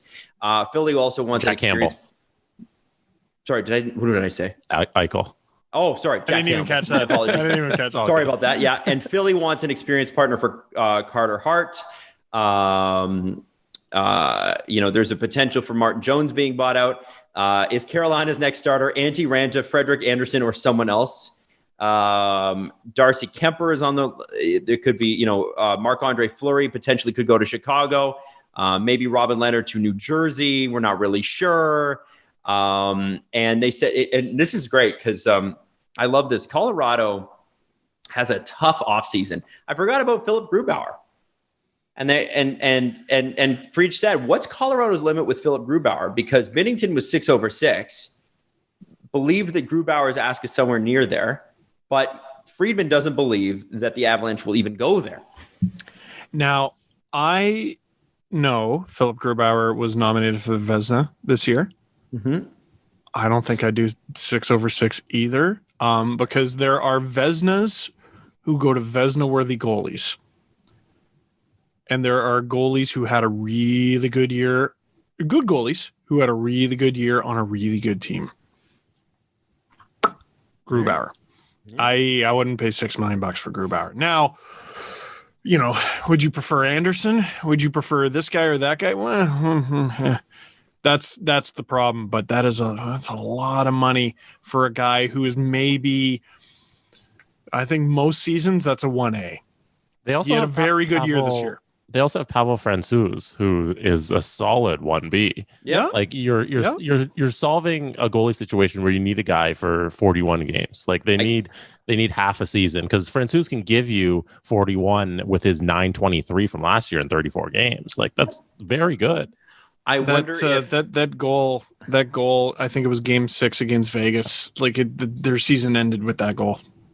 I wonder if Canucks buy out Holtby, in keeping with former Washington goaltenders, if Benning doesn't go after Grubauer. The buyout's something like $500,000 this year and 1.9 the next year against the cap. Like, oh boy, just keep them. Just keep them. Keep them. Pay them. I was looking at Holtby because they were trying to get rid of him, and I'm like, would he make some sense? He's been in steady decline for a number of years, but he was like an 880 something with the Canucks, and we watched him throw up a few pretty miraculous performances. Like the Canucks defense stunk. It was really bad last year. They don't know how to play in their own end, or at least last year's team didn't. And I'm wondering what either goalie was supposed to do. Like I'm sure he's been in decline, but I really do wonder if he's actually that bad. Now we're going to create for no reason at all. I want to create a little segment here that I know is going to go up on YouTube later as a separate segment. Okay. Okay. The segment is called Guess Where This Free Agent is Landing. Okay. Oh, I like it. All right. So I'm just going to name a name and you guys have to pick a team. And then I'll tell you what Friedman said because Friedman's pretty good. Okay. Yes. So we're each going to pick a team and I'm cheating a little bit. So I'm going to go with my honest pick because I already know what Friedman said, but I'm going to go with my honest pick about where this player ends up. Okay. So we're going to start with UFA Dougie Hamilton. New Jersey. Friedman says New Jersey. I'm going to say he sticks with Carolina. And that was my second pick. I'm going to say he sticks with Carolina. He's got a good thing going there. Okay. Okay. I heard New Jersey over the weekend, so I'm going to go with New Jersey. That's cool. All right, New Jersey. David Savard of Lightning and Blue Jackets fame. And a guy who's willing to come to Canada. That is very clear. He is willing to come to Canada. Calgary. Oh, jeez. All right. We need another right-handed D-man that we pay $5 to $6 million for. I'm doing my best to forget. I'm doing my best to forget Elliot Friedman exists, but I'm going to say Montreal, not because I read that he said it, but because it makes sense. Does it make sense? They need someone to replace Shea Weber while he's out all year. And Jeff Petrie is going to, probably get a lift in minutes, but they're going to need somebody else. Okay. Well, I was just going to say hopefully that it was the Toronto Maple Leafs. I know it won't be, but I'm going to say Toronto Maple Leafs. Oh, not a chance. Not a chance. But it'd be nice. Okay. Landeskog. Colorado. He's going to stay. You think so? Yeah, I believe it. There should be a clear front runner, like someone where there's been a lot of noise and there hasn't been. I think he's going to stay. The Kings. The Kings. Ooh. I like that because I also think the Kings. I think, why not warm it up a little bit? Why not? If the Colorado doesn't want to pay you, why not go to LA where it's awesome and warm? Why not, right? Why not? Blake Coleman, not where he goes, but how much money he gets. Well, I know what I read today, and I would not pay that for Blake Coleman. What would you think? So What did you read today? Frege did the annoying thing where he put 6 times 5. And I'm like, which is the dollar? But by default, I assume the first number is the dollar. And gosh. You think Blake Coleman's a $6 million player? No, that's what he said. No, I think it's... Well, then it's 6 years times 5? Yeah, that's what I think. It's close to Zach Hyman. I think that'll be close to that deal. 6 million times 5 years. Which way do you read it? I don't know. 5 million times 5 million on a year per year for 6 They're years. both a lot, but Josh Anderson gets 5.5. Hyman looks like he's going to get 5.5 from the Oilers. 5 for Blake Coleman. Yeah, okay. On the open market, That's a bad deal. it's a long one, man. How old is that guy? All right, Dave Boland. Whoa, now, whoa. Jaden Schwartz. Kraken. He's going to be, why do they keep taking these UFAs? They can just take 2 guys. They're gonna. Mm-hmm. They're going to steal 2 guys from the St. Louis Blues. Yeah, they said the preliminary conversations went well with the Kraken in the pre-discussion. Blake Coleman, by the way, 29. Brandon Saad. That's a good one. Oh, Nashville. Oh, interesting pick. Another guy who can't score a lot on their forward team. I like that. I like that for Nashville. Let's continue to not score. See how it works out for Who us. you got, Steve? Jesus. Adam just quietly dunking on Nashville for no can't reason. score. Let's get Why do another you guy. hate Nashville? I don't hate Nashville. They can't score. Like an anti-Nashville. They signed Johansson and Duchesne, and they cannot score. They can't. They have no finishers. No finishers. Oh, they need Tarasenko, man. I'm going to throw this out there. If Colorado cannot keep Landeskog, it makes no sense for them to lose Saad. Oh, okay. I'll say Colorado. He scored 7 goals in 10 games in the playoffs. Okay. Pretty good. I like the idea of him being depth somewhere like the Island. I feel like they'd really appreciate his style. So I'm going to say the Islanders. And Frege said St. Louis, Islanders, Pittsburgh, LA. Kyle Palmieri. And I'll just head this off. He said, we haven't heard a thing, which means it's Islanders and they probably locked him up. That's all that needs to be said. Philip Deneau. Oh, that's a good one. No. Montreal. Okay. Now, does he go 6 over 5 or 5 over 6? Which is which? Damn it! I think Montreal is going to give him what he wants. Mark Bergevin wants to dangle something shiny in front of his fans right now. Okay. Jesse. New Jersey. New Jersey. You think well, they got a lot of money to spend. Yeah. I would have said, I would have thought the Kraken would have been interested in somebody like this, although it is a big contract. Apparently Florida's in. Now, that's not according to Freeman, but we've heard today that Florida has taken a big old long look and they may spend big money on him. And Friedman says Los Angeles could be a destination. You know what I was about to say about the Florida Panthers? What? Is does the salary cap apply to them? And I asked that so often that a little voice in the back of my head interrupted me mid-thought and went, no, Steve, the Leafs are just bad at this. Yeah. It's not that every team plays with a higher cap. It's just they don't have $33 million locked up in 3 guys. Don't worry, the Leafs, we're going to get to the Leafs. Alex Martinez. Looks like he's going to stay in Vegas, but if he does not, that dude's got a cup and someone's got to play for Arizona. No. I wondered about Boston with him. Do they have the room after signing Hall? That's what I don't know. I didn't actually look up. I wondered about Boston and did no research. Exactly nothing. But it's a good fit. Yeah, given that, the Torrey Krug and all of that, I wondered if they needed a, kind of a steady guy. He seems like one of those guys that would just fit in Boston, really interesting offseason for Boston. So $20 million in cap space. That's the good news. Here's the bad news.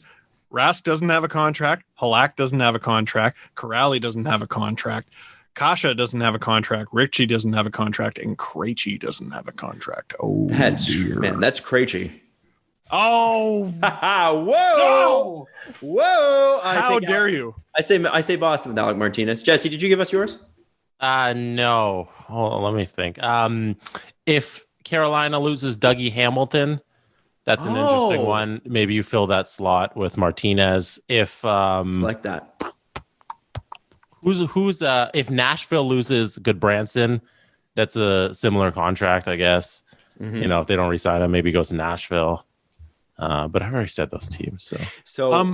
And just a quick aside with Taylor Hall, he just signed for 6 times 4 or 6 million times 4 years. What was he asking for last year and didn't get? 8. Yeah. And good job, Darren. Keep killing it. No, he almost got it. Mm-hmm. Apparently they were just under that on a long-term deal with the team. And the team told them to kick rocks after they upped the deal. That's what we've heard. That's a $10+ million haircut. That's bad. It's rough. It's bad. He might win a cup with Boston now, but this isn't how it was meant to go down. So Alec Martinez, what was the next one? I wanted to get to just a couple more here. Does Edmonton have room for Alec Martinez? No. Let me see. Because Tyson Barrie's coming off the books, right? No, I think they're going to try to bring him back, dude. Well, maybe Alec Martinez instead. They are big ol' screwed on the right side. Oh, okay. I got one more to do. Okay. Where do you think Ryan Suter ends up? Everybody says on the island. But yeah. I'm island. Think island? Okay. I'm going to go with somebody on the East Coast. New York Rangers, the Rangers, not the island, in the city in Manhattan at MSG. Oh, I'm tempted to change my answer. That's a good answer, Jesse. I'm sticking with the island. Mm-hmm. And he's been in rumors with the island for so long, and an emotional, pissed off owner is going to swoop in and no, screw that. I'm going to take him. Because the Rangers were also reported to never be close, or they weren't close on the Eichel sweepstakes. So I think that frees up a whole bunch of assets and money. And it's keeping in mind, Ryan Suter's not coming to Canada for everybody that's wondering. He's we know he's not coming. Who's the Rangers are out until James Dolan goes, we're in. So I don't ever rule them out of anything. Well, I was going to say New Jersey because I haven't said New Jersey and everybody said New Jersey a million times. I thought New Jersey might be an interesting fit for him, but Freege is saying Dallas. Oh, I have a question with New Jersey. Where did you come from? When I saw Dougie Hamilton, I'm like, you know how the Kings are randomly we're behaving like a good team now, but at least I look at the Kings and I'm like, yeah, I see it. New Jersey, where did you come from? That's okay. I'm fascinated to see what they do. Yep, me too. Absolutely. Their forward group is so young. I think they really believe in them. They have a whole bunch of guys who are just 25 and under. And I think they're okay, I think all these guys are going to take a next step and we could be sneaky good. So why not fill around them? What old guy is going to stick up that franchise?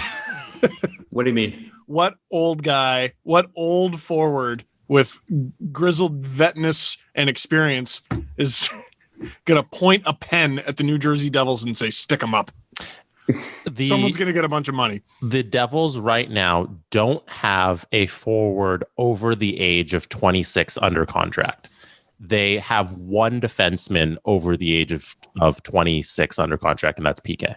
That's it. That's how young I'm reading Cap Friendly. And their goaltending situation, Mackenzie Blackwood's 24, Scott Wedgwood's 28. They are just a young team who, if they just fill some pieces, they could be really good. Oh my. Severson still isn't over 26, huh? Nope. Whew. Wow. Yeah, that dude's, he's seen some shit. Yeah, he sure has. We should. Wait, it feels like he's been in the league forever. He has been. That's the thing. And he's good. It's just He's entering year 5 of a 6-year deal. Jesus. Signed under better times, I'm sure. Was his NHL debut at age 15? How was this possible? And like, think of like a guy like 6. Pavel Zacha, like what he's seen. Right. You know what I mean? Like there's guys there that are like, they've been to war and back, and it's been unpleasant. Like they've like just L after L after L after L after the 2017 season. Like it's just, it's been a tough ride. Ryan Graves, I guess, is also in that group with Zacha and Severson. Like, and Zach is like a good, like if you can find, I'd be, man, if I was New Jersey, I would for sure call the Sabres. To trade him? Not trade him, but to get Eichel. Like, wouldn't you call the Sabres to say, hey, like, because Zacha to me is like a perfect, is he not he's a center, right? He's like the perfect second line center that you would want. What they need is like superstar guys. I mean, you've got, who else is there? I know they've got a first overall pick, and his name evades me. Why am I not? Jack Hughes. Yeah, they got him. I mean, like there's and they just got his brother. Yeah. I don't know. His other brother. There might be something going on in Jersey. Nico Hischier too, right? Yeah, he signed to a big fat contract. Mm-hmm. They got Nolan Foote supposed to be good. There's potential there. They're not hopeless. I'm talking about them like they're hopeless, but like more than a guy away from being good. You know what I mean? As of right now, Andreas Janssen is the 4th highest paid player on the Devils. That's a great thing. Yeah, like, it's great. If I'm thinking about cap situations, like that's a great thing. You have so much free money. Yeah, it's great asset management. Yeah, that dude had 11 points in 50 games for $3.4 million. Yo, honestly, you know, when Kyle Dubas said our players are better come into line and sign, otherwise we'll trade him. He should have traded them. Should have traded. Cabinet and Janssen should have been gone. Should have been gone. Those are bad. I mean, Cabinet's deal looks better in retrospect, but boy, howdy, are those bad contracts. Yeah. The Janssen one's not good. Guys, I want to switch the subject to one more thing. I'm going to list some names for you. Ready? Going to list some names. It's a long list, so go with me on this. List starts with Zach Hyman, James Van Riemsdyk. Or are we doing this? Tyler Bozak. I got to go to the bathroom. No, I got to. Just want to take a break to tell you this podcast is sponsored by BetterHelp Online Therapy. Check out betterhelp.com/SDP. Now, life is full of stressors. It doesn't matter who you are, what you have. Life is stressful. And you're going to have things in your life that are going to throw you off. Maybe feeling down, maybe feeling out, maybe a little depressed. Maybe that you're like at a total loss. And if your stress is high, your temper is shorter than usual, even if you're starting to feel kind of the strain of relationships, you probably need a chance to unload to a third party. Well, unload that stress, get it out, talk to somebody who's completely unbiased about your life, somebody who isn't going to judge you or take sides on anything. And when there are things you can't tell anyone, this is a person that you can tell. BetterHelp is customized online therapy that offers video, phone, and even live chat sessions with your therapist, so you don't have to see anyone on camera if you don't feel comfortable. It's much more affordable than in-person therapy, and you can start communicating with your therapist in under 48 hours. Unload the stressors and get unbiased feedback that you'd be pretty surprised at what you might gain from it. See if it's for you. This podcast is sponsored by BetterHelp, and the code is SDP. Listeners get 10% off their first month at betterhelp.com/SDP. That's BETTERHELP.com/SDP. With summer in full swing, we're swapping out the winter warmth for easy, breezy comfort for the season with award-winning sheets from Brooklinen. You should check it out. It's one of the coolest things about Brooklinen is you've got so many options. They're famous for their luxe sateen and classic percale sheets, but also they've got some amazing linen and some even more amazing cashmere sheets because you should treat yourself. And when it comes to prints and colors, they whip up new styles every season, like the ochre colorway in linen and banana stripe pattern in classic and luxe. Those are my personal favorites, just in time for summer. Brooklinen sheets also pair perfectly with the rest of their bedding essentials like cozy comforters, pillows, and duvet covers. And since everyone knows summer comfort goes way beyond the bedroom, they've also got some seriously great bath towels, robes, and beach towels too. All this high-quality, luxury-grade comfort without the luxury price tags. It's no wonder why Brooklinen's got over 75,000 five-star reviews and counting. Hopefully yours to be included. So get ready for summer Go to brooklinen.com and use the promo code SDP to get $20 off with a minimum purchase of $100. That's BROOKLINEN.com/SDP for $20 off a minimum purchase of $100. That's brooklinen.com/SDP. If dreams of vacations and enjoying the fun of life are turning back into reality for you, don't let concerns about financial setbacks keep you from saying yes. Credit Karma helps keep your financial goals in check so you won't have to hit pause on the good times ahead. So here's the deal. Credit Karma's got game-changing technology that shows you tailored offers for credit cards and personal loans that you're more likely to be approved for, so you can apply with more confidence. They'll use your credit and other financial information to show you custom recommendations. And whether you want cash back or travel rewards or you consolidate debt, Credit Karma can help you find the offers that fit your goals. And with a selection of options and approval odds, you have the power to make informed decisions. It's Credit Karma. Apply with confidence. Go to creditkarma.com/podcast to learn more and find offers tailored just for you. That's creditkarma.com/podcast, PODCAST, or you can see your offers at the Credit Karma app. So just download that. Apply with confidence today. Go to creditkarma.com/podcast or the Credit Karma app. Did you have a good pee, Steve? I did. Good. Let me start this list again. Zach Hyman, James Van Riemsdyk. No, I got to go here. I'll be right back. Jake Gardner, Leo Komarov, Tyson Berry, Cody Ceci, Thomas Buchanitz, Brian Boyle, Ron Hainsey, Roman Polak, Tyler Ennis, Kyle Clifford, Zach Bogosian, likely, Dave Rittich, likely, Riley Nash, likely, Ben Hutton, likely, Nick Foligno, likely. Those are all people that will leave the Leafs in free agency. Now, I realize some of those people are trade deadline acquisitions, but let me just do this list to you. Asterisk on Polak. They did trade him, and then they brought him back. Right. With the acquisitions of Foligno, Boyle, Plekanec, Rittich, Hutton, Clifford, and Nash, the Leafs please don't. I don't want to know. The Leafs spent 1 first-rounder, 2 seconds, 2 thirds, a 4th, a 5th, and a 6th. No 7th. Eat shit. That is an entire draft class full of picks that I'm quoting directly from this article, and I'm going to cite it in a second, plus some extra picks. The average number of games those players played for the Leafs. Oh, no. Can you guess? 16. The average number of games that the players Foligno, Boyle, Plekanec, Rittich, Hutton, Clifford, and Nash played for the Leafs. Wait, do playoff games count? I think so. 17. The average is 13. Oh my God! Oh, I was gonna guess 20. And you know what gives me pause? Boyle played 33. That's what I'm talking now. Plus playoffs, so it's a little bit. But here's what I want to say to you. I made a point last podcast that I thought it was ridiculous that the Leafs held on to own rentals. This is their branding rename of a player that's on an expiring contract. Call it what it is. It's a player on an expiring contract that you're probably not going to be able to afford to give back. Anthony Petrelli knocks this fucking article out of the park because he says everything that I could not say because he's smarter than I am. And this is from Maple Leaf Hot Stove. This is the article you need to read. Why the Maple Leafs cannot afford to play out the 21-22 season with an unsigned Morgan Rielly on the roster. Rasmus Ristolainen is worth a first-round pick. If the Leafs are not going to re-sign Morgan Rielly, then they must trade him this offseason. There cannot be this bullshit line about, he's an own rental. Oh, well, he brings more than, we could get. Fine.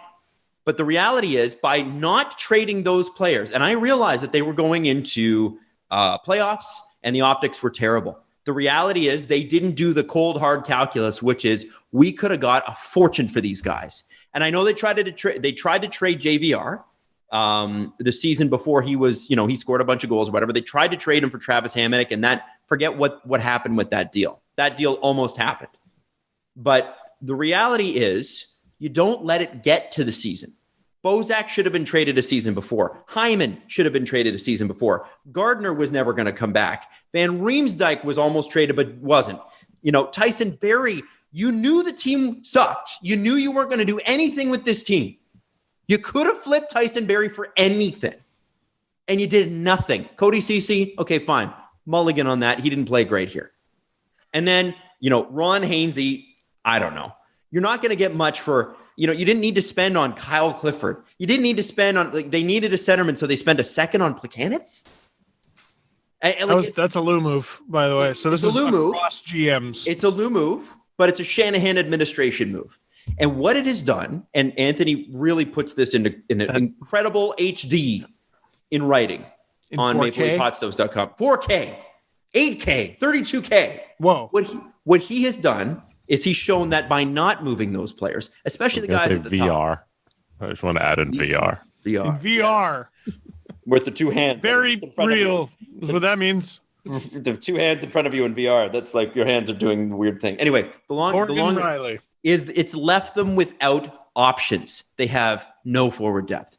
Now you're saying, well, they've got $40 million wrapped up in 4 guys, and you're right. What about after that? And somebody tweeted me today. They're like, hey, why is everybody against Alex Kerfoot playing on the top 2 lines? Nobody's against that. The problem is, what do you do with the third line? You need to spread these guys out because they don't have a choice. They have $9 million and they need a 1A or a 1B goalie. They need a defenseman and they need 2 left wingers who can play top 6. They're not even sure about Robertson. Kerfoot, I've seen enough where I could see him being top 6 left wing, but you have to get a third line center then. Right. You have no choice. Bingo. So this year more than ever, the Leafs have to rely on the stars that let them down in the playoffs. And John Tavares, who should not be lumped into that category, who's played great since he got here. Let's be honest. Guy's been a point-a-game player. Yeah, I don't understand the hate for John Tavares. It's ridiculous. Well, I do. Well, not from Leafs fans. I understand it from Islanders fans. Because today I was like, I get. Yeah. I was like, the Islanders are going to win the cup, aren't they? Because almost every free agent, Frege, had the Islanders in there. And they were a goal away, 2 goals away, I guess, from going to the Stanley Cup final this year. Mm-hmm.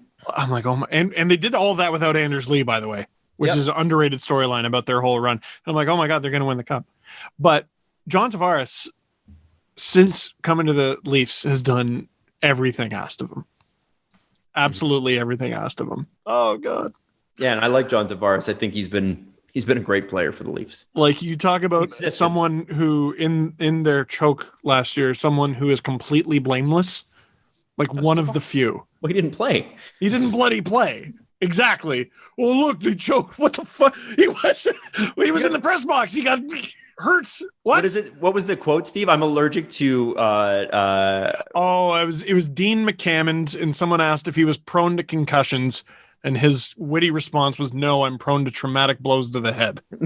Which is, I mean, that you can't really get around that. He got Superman body checked by Steve Downey, something that I think he was suspended 20 games for. But is it the issue, Dean? We have to ask. Have we considered that it could be the victim's fault? Yeah, like holy shit. So, I gotta find that clip. So I just want, this is what Anthony's article is, everything I wanted to say last episode. And it's why I've been so on the figure out the Morgan Rielly thing. And I don't think you re-sign Morgan Rielly because it's going to cost you more. He gets into comparables and we talk about like what it could be. Torrey Krug making $6.5 million, right? Morgan Rielly can't make more than that. Cannot. And even then, it's not about is Morgan Rielly worth 6 or 6.5? Is he worth that to the Leafs based on what he brings? Or do you go out and buy the $8 million Dougie Hamilton type defenseman who can do much more for you? And that's not to take away from what Morgan Rielly has done or the person that Morgan Rielly is or the leader that Morgan Rielly is. There's nothing, but the reality is there is limits to this player's game. And at a certain point, the other thing that was brought up, and I love this one, and Steve and Jesse put this in the group, and I mentioned this, this whole thing about the Leafs management doubling down and saying, we believe in our guys, and they're mad.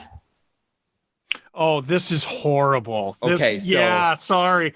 I know. Also, listen, I know we've been negative, but this is just cold hard facts. I said this last episode too. And the Maple Leafs hot stove, God bless them, they came up when they found the quotes. Kyle Dubas in an interview from the Draft War Room. Everybody is going to roll their eyes when they hear this, but it's been different this year in terms of our players' reaction to the playoff exit.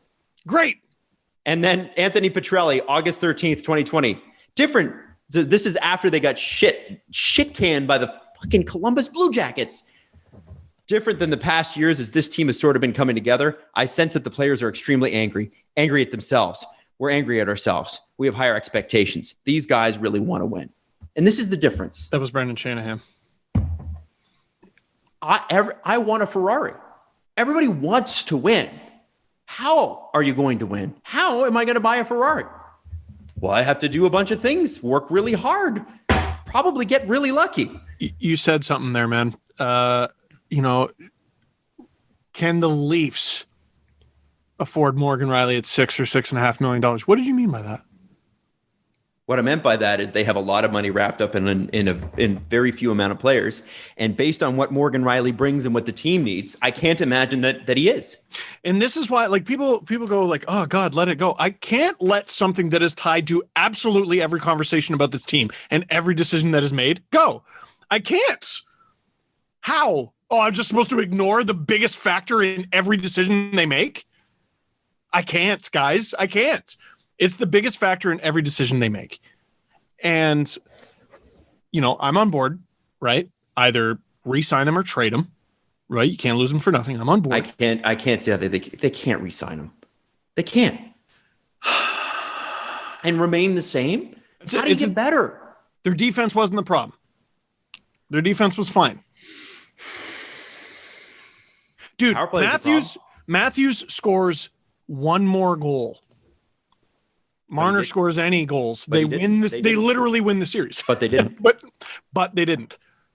And let's be honest. It comes back to them. Guys, let's just call it what it is too. The Leafs lineup next year is not going to be as good as the Leafs lineup this year was. Yeah. We don't know that. Well, we can be pretty confident, but we don't know that. We don't know what their lineup is next year. I don't know. My house might get struck by lightning. You're right. We don't know anything. Steven Stamkos might come right up to my house and punch it. Like, we don't know. But with the difference between the lightning thing, which the example doesn't make sense, is that we'll have an answer on their lineup. He knows where I live. We'll have an answer on the lineup for next year at a certain date when the lineup is announced. We will. And what I'm saying to you is everything the Leafs are saying is we're going bargain bin shopping. We got $9 million to spend. We might trade Kerfoot so we can find a third center with a lower cap hit. And this is going to be what it is. And that, you know why it's going to be what it is? You know why they have to believe in these guys? Because they have to believe in these guys. Yeah, they don't have a choice. They don't have a choice anymore. Incorrect. You can trade them. Oh. Well, Travis Yost put out an article today, I think is just trolling Leaf fans, but, where he could see a scenario where, a Marner for Dahlin or something like that in Buffalo. I mean, that'd be hilarious. It'd be hilarious. I don't know how that, I haven't read the article yet. So Travis is a pretty smart guy. I'd like to read it. I do think it's going to be trolling Leaf fans. They're not going to do it. Right. Even if that trade was available, they would say no.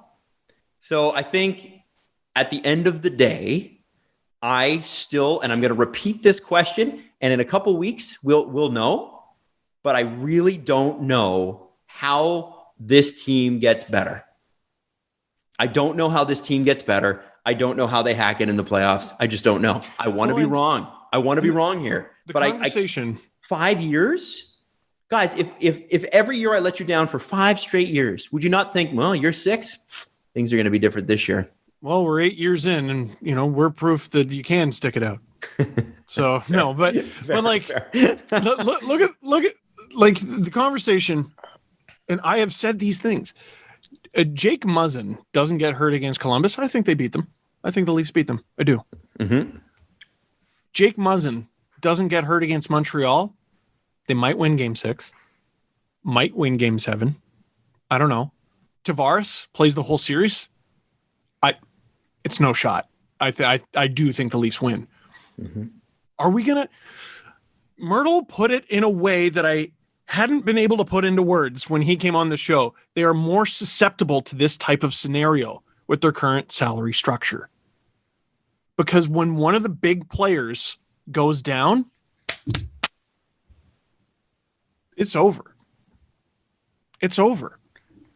Now, it wasn't over for a while when Tavares went down. But Muzzin we're talking about Justin Hall. Oh, irreplaceable at that number. Justin Hall, literally irreplaceable at any number because they don't have a replacement for him. I think you can put Timothy Liljegren into Justin Hall's slot in the lineup, and he can do a lot of the things that Justin Hall can do. There's no one who can do what Muzzin can do.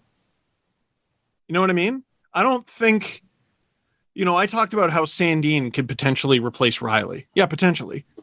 But then who replaces Sandin's slot? The options stink. Where did the depth go? It's gone. And can I just talk about how this management group is nothing as advertised at all? I thought the eggheads, the smartest guys in the room, shouldn't everyone be bargain bin? How do you have 3 guys on these deals? How do you I really did think, oh man, they're gonna go to a tier 3 German game, and they're gonna find a guy and they're gonna sign him to league min, and he's gonna score 50 goals on defense. I really did allow myself to believe these things. And here's Igor Ozhiganov, and here's Ilya Mikheyev, who's been fine, and here's Dennis Mulligan. Who got qualified today? He got qualified. Oh, good for him. And here's, I don't know. Can I just say, this was supposed to be a quick conversation, and now we've just exhausted the Leafs talk again. Yeah, but I went pee. So, I had the time to think. Yeah. The reality is the idea of own rentals needs to go away. Stop calling it that. It doesn't make you better. It makes you the same. And if you continue with the salary structure, you are very, very vulnerable. Very vulnerable. If you don't have depth in your lineup, they isolate your best players and they shut them down like Montreal did. Just throwing that out there. Can I end the show with something, Leafs? Sure. On February 5th, 2020, the Leafs traded Jack Campbell and Kyle Clifford to the Los Angeles Kings. They acquired those 2 players from the Los Angeles Kings in exchange for Trevor Moore, a 2020 third-round pick, and a 2021 conditional third-round pick. The Los Angeles Kings eventually traded that 2021 third-round pick to the Calgary Flames in exchange for a third-round pick on Friday as well, where they moved up, and a 6th-round pick. So Calgary now has Toronto's original third-round pick and LA's 6th. Calgary used that third-round pick that originally belonged to Toronto to draft Cameron Why Not.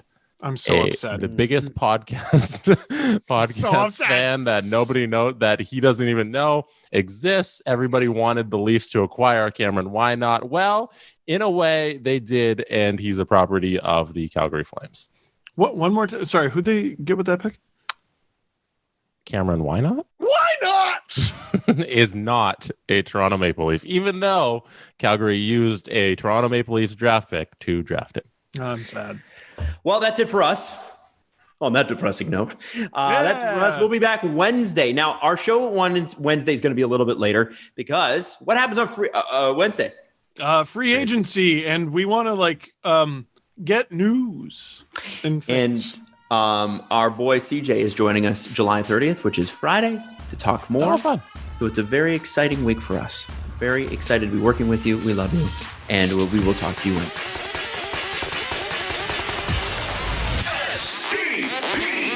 The Steve Dangle Podcast. Follow the guys on Twitter at Steve_Dangle, at Adam WYLDE, and at Jesse Blake. Connection complete.